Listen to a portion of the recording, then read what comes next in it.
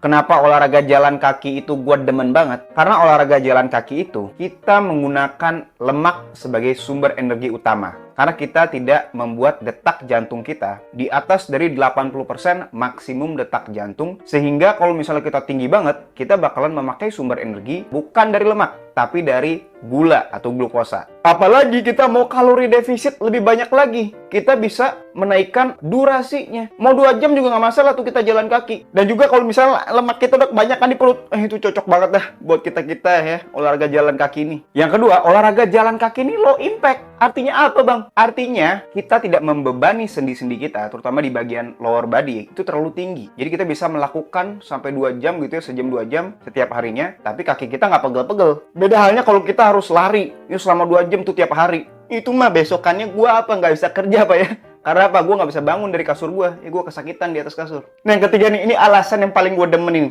Karena olahraga jalan kaki itu adalah olahraga yang muscle sparing. Jadi apa artinya Bang? Nggak usah pakai bahasa Inggris Bang. Jadi artinya adalah ketika kita melakukan kegiatan olahraga ini, jalan kaki ini, kita tidak akan menggunakan protein sebagai sumber energi. Sehingga massa otot kita tidak akan dikonvert menjadi energi. Beda halnya kalau misalnya kita latihan ya, yang high intensity, detak jantung kita tuh tinggi banget, kita bakalan bisa pakai protein yang dikonvert menjadi glukosa dengan proses yang namanya gluconeogenesis. Ya, jadi kalau misalnya kita gluconeogenesis setiap hari dan protein kita nggak tercukupi, nanti itu yang dipakai dari mana sumbernya? Dari protein. Nah, jadi itu alasan ketiga tuh gue demen banget. Otot kita nggak bakal nyusut sama sekali walaupun kita jalan kaki. Kecuali lu jalan kaki dari mana?